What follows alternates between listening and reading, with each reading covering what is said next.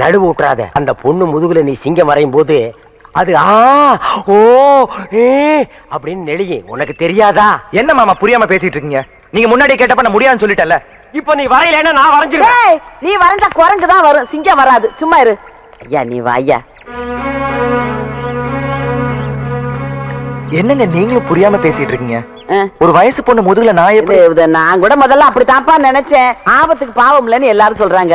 வாப்பா ஐயா வாப்பா. இந்த பாரு இது உன் கையில காலான்னு நினைச்சு கேக்குற. கையெடுமா. என்ன கைய காலா நினைக்கிறது, மூக்க நாக்கா நினைக்கிறது, என்ன மாத்தி மாத்தி நினைக்கிறது உன் இஷ்டத்துக்கு?